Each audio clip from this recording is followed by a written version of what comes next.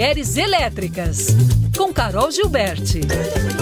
Começa agora a série especial Mulheres no Agronegócio. Oferecimento Grupo Farroupilha, Nascemos para Plantas e Grano Trading, café de ponta a ponta. Olá pessoal, bom dia e bem-vindos. Eu sou a Carol Gilberti, da coluna Mulheres Elétricas, e estou muito feliz de estar aqui novamente com vocês com o quarto e último episódio da série da Rádio Band News e Mulheres Elétricas, Mulheres no Agro. Você sabia? Segundo pesquisa realizada pela Associação Brasileira do Agronegócio, mulheres que atuam no segmento são responsáveis pela gestão de, no mínimo, 30% dessa área. Isso, em valores, significa que elas movimentam cerca de 165 bilhões de dólares, o que é equivalente a 8% do Produto Interno Bruto do PIB nacional. Nos últimos anos, se observou também um aumento de 8,3% no número de mulheres trabalhando no agro. Segundo dados do Centro de Estudos Avançados em Economia Aplicada, enquanto a participação das mulheres aumentou, a dos homens caiu 11,6%. Neste mês de outubro, falamos, né? E hoje é o último dia, o último episódio, com várias dessas mulheres que estão à frente desse segmento, que em 2019 movimentou 1,55 trilhão de reais, que é equivalente a 21% do PIB do Brasil. Gente, é muita coisa, é um número muito forte e significativo. Se você quer saber mais sobre essas histórias e essas mulheres, nos acompanhe essas entrevistas, né, pelas redes sociais. Todas as quintas estaremos aqui, a partir das 10 horas, ao vivo, e também aos domingos na Rádio Band News FM aqui em Belo Horizonte, 89,5, a partir das 16h30. Bom, eu vou dar boas-vindas, claro, ao meu super time de parceiros, que é o Felipe Rhodes, que está aqui, e também a Bruna Barbosa, que sempre está nos dando aí uma mão no técnico, e a nossa convidada de hoje, que é a Carmen Pérez, que é pecuarista, mãe, e administra uma propriedade com 2.800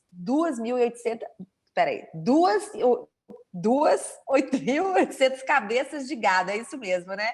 E que é referência mundial para bem-estar dos animais. Ela vai contar muito sobre essa história. Bem-vinda, Carmen.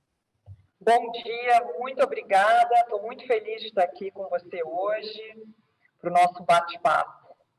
Prazer é todo meu. E, Carmen, confesso que essa semana, fazendo pesquisa sobre a sua trajetória, eu fiquei realmente impressionada com os seus feitos, né? Com a sua trajetória, que você está aí há 20 anos trilhando. Como diz, você plantou uma semente lá atrás e hoje aí já está colhendo os frutos. Como eu falei, você hoje administra uma fazenda, né? Que fica na região de Barra do Garças, né? No Vale do Araguaia, Mato Grossense. E é uma fazenda da sua família, né? Sim. Você saiu de São Paulo para ir para lá para poder administrar. Não foi isso? Foi isso mesmo. Na ocasião, eu tinha 22 anos, morava na cidade de São Paulo, e o meu avô, ele estava já super doente, ele tinha essa fazenda, e minha mãe tinha acabado de herdar essa fazenda. Foi quando eu me mudei para assumir a fazenda. Então, ou seja, a sua mãe herdou a fazenda, e aí você resolveu assumir a fazenda. Foi exato. E você tem irmãos, né? Eu acho que você tem um irmão. Eu três. Eu tenho uma irmã e 2 irmãos. E você é a caçula. E só você resolveu assumir? Como é que foi isso? Sozinha? Na verdade, eu sempre fui muito apaixonada pelo agro, eu sempre gostei muito de bichos, cavalo, cachorro, eu adorava a terra, adorava o contato com a natureza. E quando aconteceu toda a história do meu avô ficar doente, ele nunca tinha trabalhado com a pecuária, ele trabalhava no setor sucroalcoolismo, e ele comprou essa fazenda nos anos 80 como investimento. Quando ele começou a ficar doente, minha mãe e meus tios começaram a falar em vender a fazenda, porque não tinha sentido. E ele mesmo doente, ele falava, olha, eu acredito em gerar emprego, em uma atividade que gere oportunidades. Eu não acredito em dinheiro em banco. E nesse momento, eu falei, mãe, me dá uma oportunidade, deixa eu me mudar para lá, deixa eu tentar alguma coisa, mesmo não sabendo absolutamente nada, né? Porque eu tinha frequentado a fazenda na minha infância, na minha adolescência, mas a lazer, o que é muito diferente, na verdade, totalmente diferente de você estar a lazer e você tocar uma fazenda, especialmente porque eu não tinha uma trajetória acadêmica, não tinha uma formação acadêmica, então, quando eu me mudei mesmo, fui eu e meu cachorro, fui com meu tio, que é o tio que trabalhava na usina que era da família, aqui no estado de São Paulo, que também não trabalhava com a pecuária, e eu pensava, eu preciso me tornar indispensável para ele, indispensável, porque eu me tornando indispensável, eu vou continuar, caso contrário, eles vão me tirar daqui. Ou seja, era um desejo muito forte de querer estar ali também, né? Então, isso veio muito de um desejo, né? De uma vontade, uma gana, vamos dizer. Porque eu penso, não é um trabalho fácil, né? É um trabalho extremamente difícil assumir a administração de uma fazenda tão jovem e sem experiência. E como que foi isso? O que você teve que fazer para, vamos dizer assim, correr atrás do prejuízo? Porque você tinha que se atualizar, tinha que se informar. Como que foi isso, Carmen?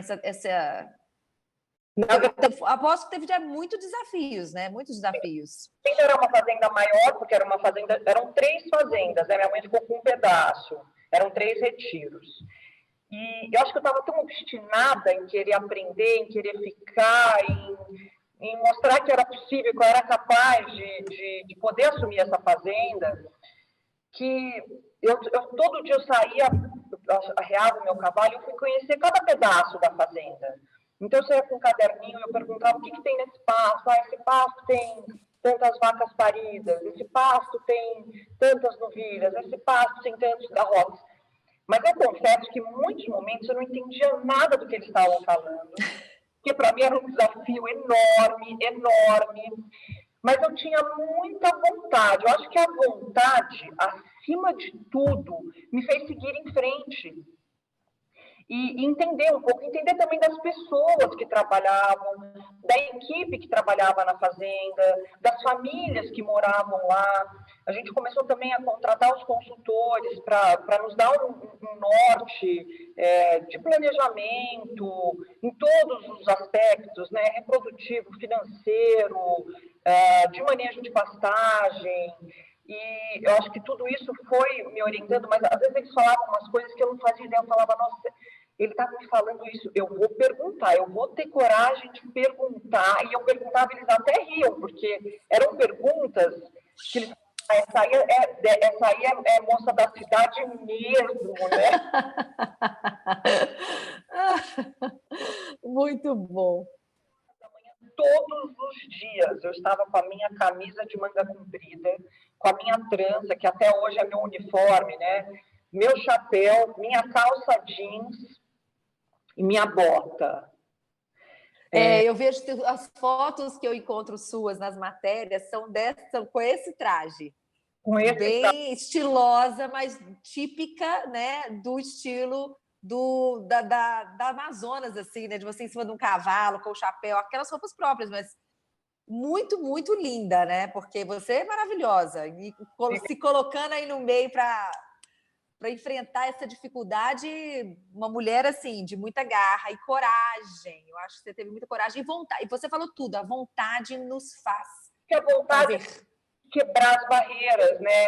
Então, eu escutava muito os vaqueiros, eles contando quais eram as dificuldades, o que eles faziam, qual que era a rotina de trabalho deles. Eu ia na oficina, não entendia nada, eles começavam a falar de baque de máquinas. Nossa, essa hora, assim, parecia que dava um choque na cabeça.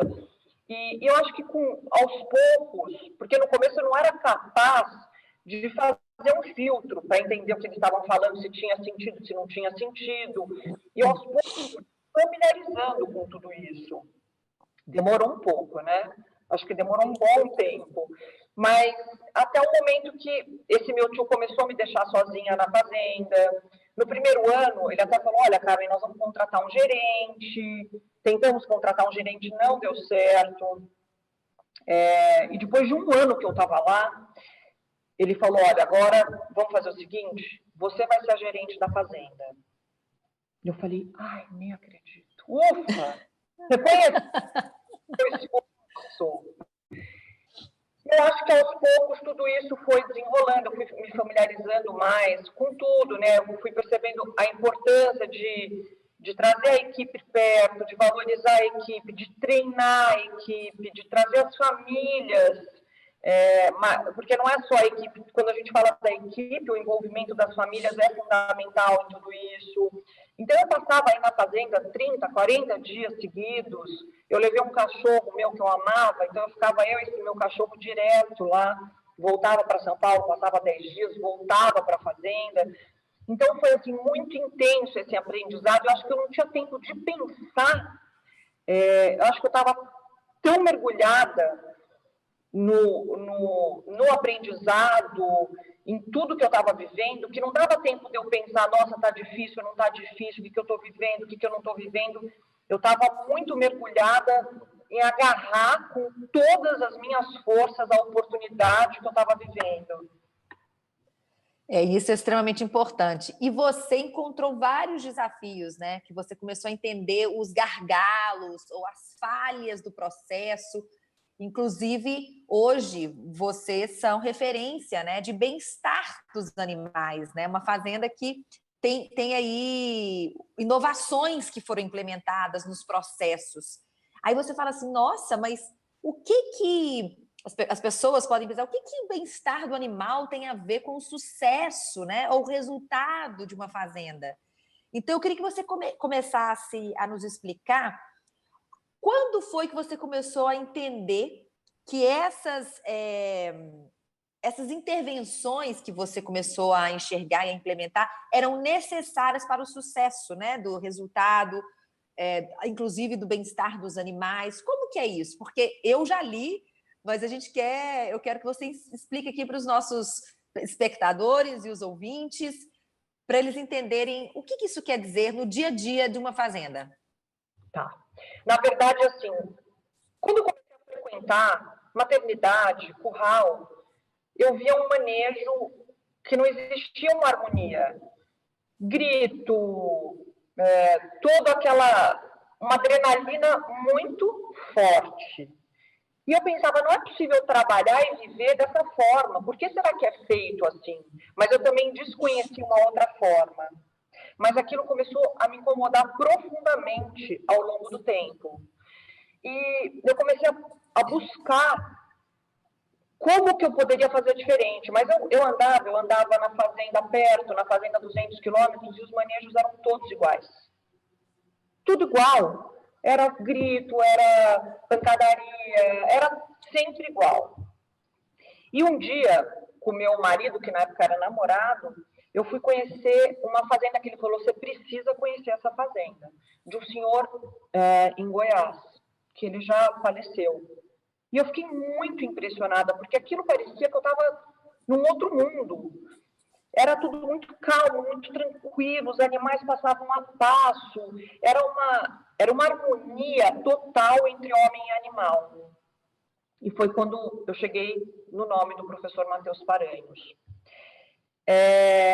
E quando eu conversei a primeira vez com o professor Matheus, eu chamei toda a equipe e falei que que era uma oportunidade de uma nova forma de trabalho. Uma nova forma de trabalho com harmonia, com respeito, e que para eles isso também iria fazer diferença, porque a equipe se machucava muito também, os animais se machucavam, e a equipe também, a gente, direto o vaqueiro estava com o braço quebrado, costela quebrada, era muito intenso, porque a lida de maneira não pensada, ela coloca as pessoas em risco. E a gente começou a fazer esse trabalho, e que eu digo que é um trabalho diário e eterno. que é um trabalho de conscientização, é um trabalho de muita energia, é um trabalho de mudança de mentalidade e que impacta diretamente na qualidade de vida dos funcionários e na qualidade do produto também, na qualidade de vida dos animais. E com isso a gente tem um ganho, né? Agora eu vou responder a sua pergunta, porque eu estou contando um pouco da história. Claro, mas sem problema. A sua pergunta. E com isso a gente tem inúmeros ganhos, ganhos produtivos, ganhos em índices, a gente baixa o índice de mortalidade, porque com boas práticas, os animais deixam de ter estresse, porque quando o animal está é que nem o nosso cortisol, ele aumenta, então ele deixa de ter essa parte reprodutiva, as vacas não emprenham, os animais não engordam. Então, toda essa parte de produção é altamente impactada para bons resultados. Então, a gente, além de ter um ambiente de trabalho muito melhor, a gente também tem muitos ganhos produtivos nesse processo. Então, eu falo que é o ciclo do ganha-ganha. Uhum. Isso é muito positivo, porque a gente coloca a equipe num ambiente muito bom, com manejos muito bons, a gente valoriza e respeita os animais, que são aquilo que é a nossa fonte de renda. Eu falo muito isso para a nossa equipe, olha, a gente tem que respeitar aquilo que é a nossa fonte de renda, é o mínimo que a gente pode fazer, dar uma vida de muita qualidade para eles. E a gente aumenta os nossos ganhos reprodutivos e produtivos. Você, com esse processo, você falou muita coisa. Você falou em conscientização, mudança de cultura e mentalidade. Na verdade, você está quebrando paradigmas, né, Carmen? Você ainda continua quebrando. Aliás, não só esse paradigma de boas práticas, mas também por você ser mulher, né? Imagina. Você deveria ser, a maioria ali deveria ser homens, que você estava falando, não homens do campo, que nem sempre estão preparados, né, ou estão acostumados a ouvirem uma mulher e acatarem a mulher e talvez falar assim, essa moça deve estar doida, ela veio da cidade e está vindo falar para mim de bem-estar animal. Então, assim, essa quebra de paradigma, ela foi inteira, né? Ela foi desde das práticas aplicadas na fazenda, a questão de liderança feminina, né? Uma mudança de hábito mesmo do próprio dia a dia do trabalhador que você estava ali perto, né? Eu queria saber um pouco sobre isso. Como que foram essas barreiras, assim? Como você conseguiu? Eu acredito que você ainda... Hoje deve ser bem menos, ainda mais no mundo que a gente vive hoje, com muito mais informação, mas quando você começou a implantar esse projeto, eu tenho certeza que deve ter enfrentado muitas barreiras, né, em relação à sua pessoa, a aceitação dessa mudança de boas práticas. Como que foi em relação humana ali nesse processo? Eu acho, Carol, que eu estava sempre tão obstinada com a mudança e aquilo, especialmente com a questão do manejo.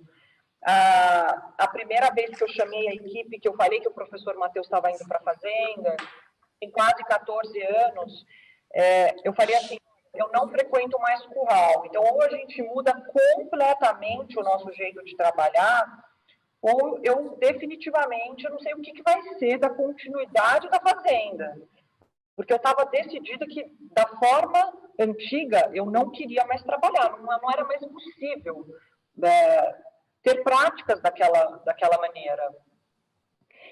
E então eu sempre fui muito perseverante nas minhas crenças. Mas eu acho que com essa minha perseverança de maneira tão firme, tão forte, eu nunca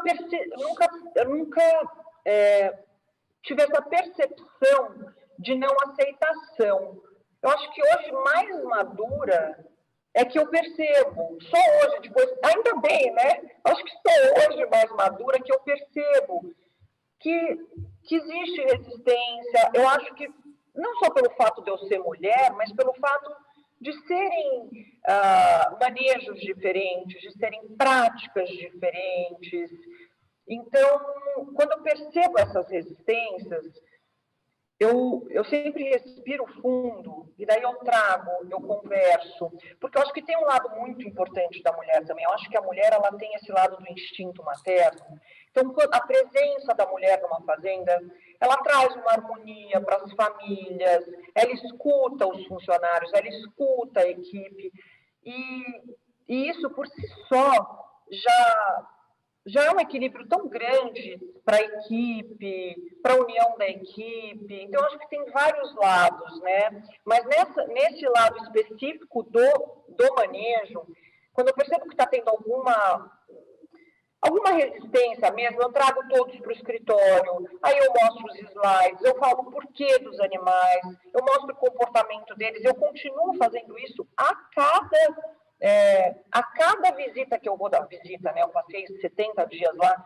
Cada semana eu chamo a equipe do gado, eu falo sobre isso, inclusive com o gerente da fazenda, que está comigo há 10 anos. Eu falo, gente, vocês sabiam que os animais, eles liberam um hormônio, que é por isso que eles ficam conversando lá atrás, e eles ficam, uma conta para as outras todas, o que está acontecendo lá na frente. Então, eu tenho essa preocupação de mostrar e não de ter um embate com eles, porque eu acho que isso é importante, é de mostrar o porquê que está acontecendo. Às vezes eu fico, né? Às vezes eu vou procurar, eu vejo que não tá do jeito que eu esperava, porque eu tenho uma exigência alta, e eu respiro, eu espero acontecer o manejo. O professor Matheus sempre me fala, Carmen, espera acabar para você falar o que está acontecendo. Mas eu acho que é isso, eu acho que a gente ter calma, mas o mais importante, eu acho que é conversar com a equipe, é mostrar os pontos a serem melhorados, o que aconteceu. Eu acho que a ciência ajuda muito nesse processo, muito. Como os animais se comportam, o porquê daquilo. E a conversa com a equipe, né? Trazer a equipe para perto, sempre. É maravilhoso, o diálogo, né? Você está utilizando o diálogo. A gente vai dar um intervalo rápido e a gente volta daqui a pouquinho com mais um pouquinho. Eu vou fazer mais perguntas aqui para a Carmen. A gente volta já. Mulheres Elétricas. Você está ouvindo série especial Mulheres no Agronegócio. Oferecimento Grupo Farroupilha, Nascemos para Plantas e Grano Trading, café de ponta a ponta. Bom, estamos de volta, então, com o quarto e último episódio da série Mulheres no Agro. E hoje a minha convidada é a Carmen Pérez, que é uma pecuarista que tornou a fazenda dela referência de práticas, boas práticas no mundo e no Brasil.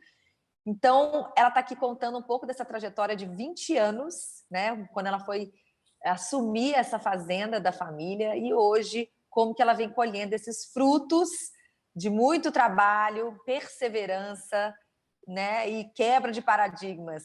A gente estava falando muito sobre os desafios, né, Carmen? Porque as boas práticas, você falou sobre o manejo, mas não foi só no manejo. Eu sei que você também aplicou boas práticas na desmama, né, dos animais, também na questão de vocês não maltratarem, não é que maltratar, mas vocês não utilizam mais a questão da queima do animal, né? Utilizam outras. Vamos falar rapidamente sobre um pouco dessas mudanças que você implantou. Olha, foram várias mudanças. Começando pelo nascimento, a gente considera que o nascimento é um momento muito importante. Então, o animal, ele está aberto, a memória do animal está aberta para aquele primeiro contato com o homem, né? Então, o bezerro nasce, apesar dele ter todo dele correr, diferente de um bebê humano, mas ele já corre, ele é fortinho, mas ele está nos primeiros 30 dias do bovino, que ele absorve toda a memória, os ensinamentos. Então, logo ao nascimento, a gente já faz uma massagem, e isso vem do gado leiteiro, para justamente ter esse contato homem-animal. Eu acho que isso é tão importante para o bezerro quanto para a equipe, porque a equipe sai daquele automático e os vaqueiros entram em contato com o bicho mesmo, pegam no bicho, tocam o bicho. Isso não leva mais tempo do que o normal de um manejo, é só enquanto o outro está lá preparando todo o equipamento que vai ser feito, o tatuador. Então, isso é uma prática que eu considero muito importante. A gente tem todas, não é só a massagem, eu digo todo o manejo ao nascimento, que eu acho que deixa aí um imprint no animal. Uma outra prática que é fundamental na minha percepção é a da desmama, que a desmama lado a lado é um momento de muito estresse na vida do animal, porque a separação entre a vaca e o bezerro, então é um momento que normalmente nas fazendas você põe o bezerro de um lado, a vaca do outro, o cortisol vai lá em cima, os animais param de comer, é um trauma. E nessa desmama a gente põe os animais na frente um do outro, então eles continuam se vendo, eles continuam se olhando. Então é algo feito de maneira muito mais tranquila, é algo feito lentamente, eles ficam 5 dias de frente um para o outro, aí no segundo dia eles já não estão nem mais mugindo, você não escuta mais a vocalização, e os resultados também produtivos são muito significativos. E a gente já fazia todos essas práticas e a gente ainda marcava fogo, era algo que me incomodava muito. Quando a gente dividiu a fazenda, lá atrás, em 2005, da minha mãe e dos meus tios, a gente passou todos os animais no tronco e a gente foi marcando, né? Foi dividindo e marcando, foram quase 15 mil cabeças que passaram. E eu fiquei o dia inteiro com aquele fogareiro durante quase 3 meses. Aquilo me incomodou profundamente. E ao longo desses anos todos, eu vinha conversando com o professor Matheus, que me incomodava a marcar fogo. A gente fazia tanta coisa e marcava fogo. Comecei a estudar profundamente todas as pesquisas feitas no mundo inteiro de quais eram os impactos da marca-fogo nos animais. Existem pesquisas que após a marca-fogo, o local permanece quente por 168 horas. É considerado queimadura de 2º a 3º grau. O processo inflamatório ele pode levar até 8 semanas, até a formação de um novo colágeno. E os indicadores mostram que a frequência cardíaca sobe e a concentração de cortisol também. Com isso, a gente decidiu não marcar mais a fogo em 2016. Já vão fazer quase 5 anos. E foi muito interessante, porque a gente envolveu toda a equipe para falar, nós não vamos mais marcar fogo. Mas como? A gente marcou sempre. Como que vai ser feito? Como que a gente vai saber que aquele bezerro nasceu no mês de janeiro, aquele no mês de fevereiro? E a gente foi conversando, nós fomos nos adequando. Cada bezerro usa um brinco eletrônico colorido para indicar o mês de nascimento. A única marca fogo hoje na fazenda é a marca da brucelose, ainda obrigatória pelo Ministério da Agricultura, e é na face, eu acho que é importante dizer que é o local de maior sensibilidade dos bovinos, porque é onde tem mais terminações nervosas. Ai, tadinho. Então é um local de muita sensibilidade e também fica muito próximo aos olhos. Então não é um local ideal, mas nós já estamos conversando com o Ministério da Agricultura que seja abolida essa marca, mesmo porque existe aí a lei que nós temos que ter um veterinário para comprar essa vacina, para aplicar essa vacina. Então não tem o menor sentido que tenha que comprovar marcando o animal na face. Existem muitos países aí pelo mundo que estão reduzindo consideravelmente essas marcas a fogo, né? Então, a gente começou agora uma campanha junto com o Grupo Ético, a Bianimal, as faculdades da Unesp de Jabuticabal e alguns parceiros como o JBS, para a proposta da redução da marca-fogo no Brasil como um todo mesmo. Uma prática muito invasiva, tanto a nível do bem-estar do animal, quanto a nível da imagem pecuária.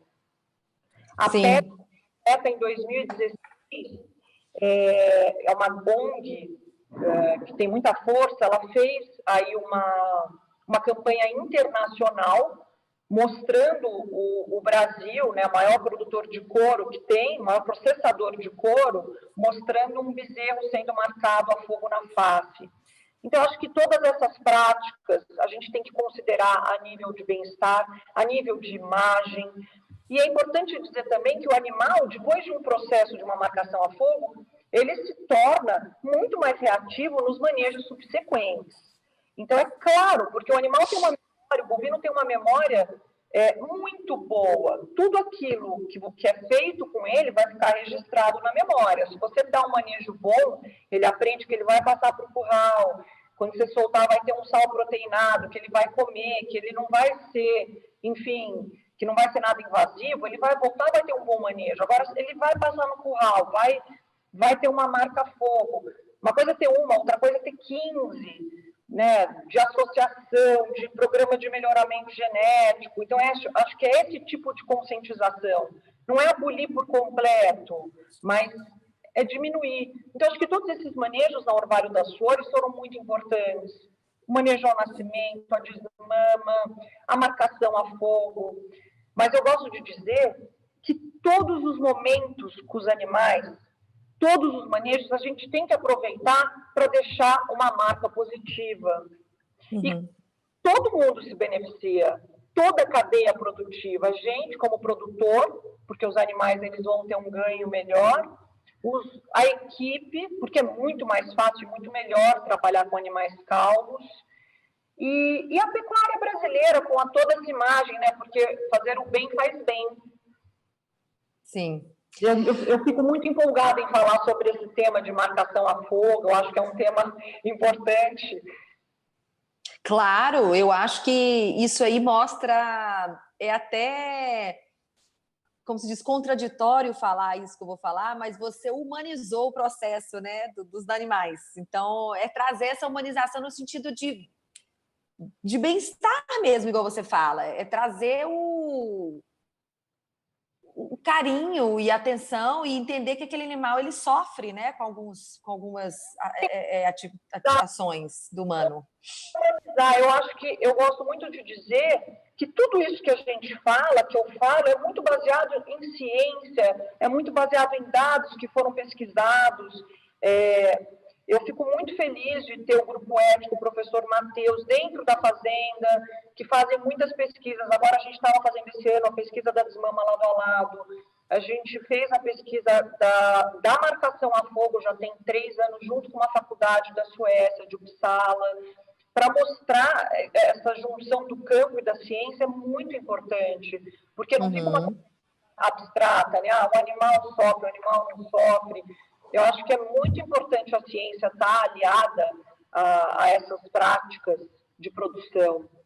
Para comprovação, né? Igual você fala, o nível de cortisol, é cortisol que você falou, né? Sobe, isso causa um batimento, e aí isso não... Enfim, tem uma explicação científica por trás disso, e aí fica mais fácil de entender.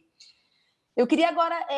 Bom, você, diante de tudo isso que você vem fazendo nos últimos 20 anos, né, Carmen? Você se tornou uma referência, uma influencer, uma boa influência, né? Eu acho que você não só implementou isso, ajudou as pessoas a implementarem na sua fazenda, mas também como levou isso para outras fazendas, essas práticas para outras fazendas, e se tornou uma mulher referência dentro do agro.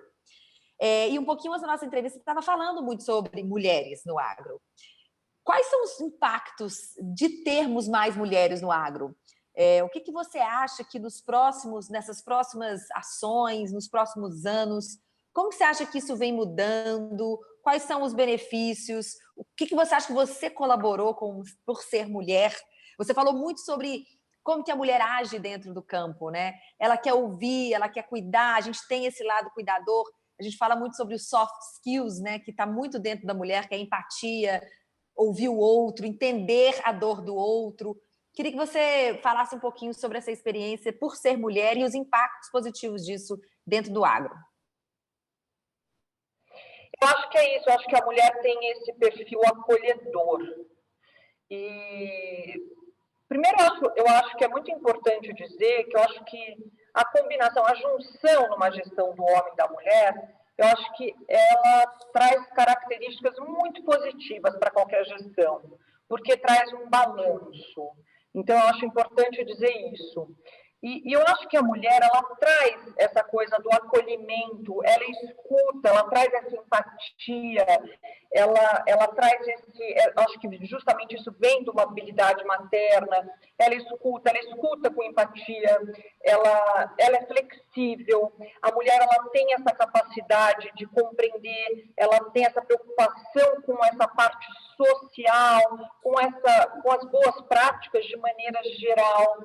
E eu acho que ela traz essa harmonia de forma muito intensa. Isso é muito importante para qualquer gestão, porque quando a gente fala de uma gestão, é muito importante essa parte de equipe, essa parte das famílias, especialmente nas zonas rurais. E eu vejo mesmo essas técnicas novas que elas vão, a vontade que elas têm de implementar as boas práticas de manejo. Acho que hoje, com toda a tecnologia que a gente tem, a mulher está muito mais apta a trocar informações, a trocar ideias. Acho que a mulher tem também essa característica muito de trocar as informações, de trocar ideias. A mulher tem essa característica de dizer eu não sei. Acho que até uma característica e uma humildade, né? De compartilhar o não saber, de procurar, de ter essa avidez pelo desconhecido, por fazer, uma determinação muito forte, uma persistência muito forte naquilo que ela acredita. E eu vejo aí que tem essa nova geração, ela está muito aberta para trabalhar o campo, para ir no campo, para mostrar, acho que para a imagem da nossa pecuária, isso é maravilhoso, para a imagem do nosso agro, isso tem um benefício muito grande. Acho que isso tem todos esses lados, né? Você falou uma coisa importantíssima, que é essa complementaridade, né, entre os homens e as mulheres. A gente só ganha com isso, quando a gente traz as características que a mulher carrega com as características que o homem carrega, se a gente junta essas características, a gente só tem a ganhar. A gente tem um progresso muito grande, a gente tem resultados positivos. Então, eu acho que se a gente está falando de um mundo, né, seja ele no agro ou em qualquer outro segmento, se a gente está falando de lideranças, de mudanças, a gente sempre tem que ter essa junção entre homens e mulheres. Eu concordo totalmente com você e eu acho que a gente tem que deixar sempre muito claro, né, Carmen, porque o mundo passou por um momento onde algumas pessoas olham e acham que pelo fato de estarmos falando sobre mulheres ou pelo fato de estarmos protagonizando as mulheres, que a gente está querendo, vamos dizer assim, invadir um espaço ou dominar um espaço. Mas se a gente fizer isso, a gente está fazendo o mesmo que foi feito nos últimos séculos. Não é isso que a gente quer. A gente quer um mundo mais justo, igual e equilibrado, né? Onde essas essências, essas características estão trabalhando em conjunto para o bem da sociedade, né? Para o bem maior. Então, você falou para mim, para finalizar a nossa entrevista, porque infelizmente a gente tem que acabar, mas você fechou com chave de ouro. Eu acho que é muito importante. Nós temos que ter harmonia nas relações entre os homens e as mulheres, e eu acho que você está mostrando isso através do agro, da pecuária, na sua atuação. Então, parabéns para você. Mais uma referência para mim, como mulher. E obrigada por estar aqui hoje, viu, Carmen? Foi um prazer. O convite. Para mim é sempre uma grande oportunidade contar da minha história, contar um pouco do bem-estar dos animais, né, dessa prática que é o meu propósito de vida. Com certeza a gente vê nos seus olhos o brilho quando você fala sobre a sua atuação, sobre a sua profissão, né, sobre a sua contribuição para o agro. Que tenhamos mais mulheres assim, que você possa inspirar mais meninas que estão começando aí uma vida profissional a serem como você, né? Ou a seguirem os passos, né? Para poderem fazer mais mudanças e trazer mais benefícios para tudo, né? Para o segmento, para o Brasil, para a economia e para o bem-estar da fazenda, dos animais. Então, parabéns aí. e que você continue fazendo o seu trabalho e propagando aí essa informação, conhecimento, conscientização. Eu acho que é um conjunto de coisas, né? Obrigada, Carol. Obrigada, Carmen. Foi um prazer. E volte sempre, Mulheres Elétricas, está sempre muito bem-vinda. E para o pessoal que está nos ouvindo aqui hoje, esse bate-papo vai ao ar neste domingo, a partir das 16h30, lá na Rádio Band News de Belo Horizonte, nos 89,5. Então, se você perdeu aqui hoje, pode nos ouvir no domingo, que estaremos lá também. Obrigada, até a próxima.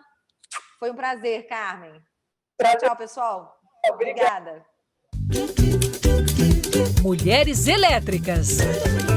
Você ouviu série especial Mulheres no Agronegócio. Oferecimento Grupo Farroupilha, Nascemos para Plantas e Grano Trading, café de ponta a ponta.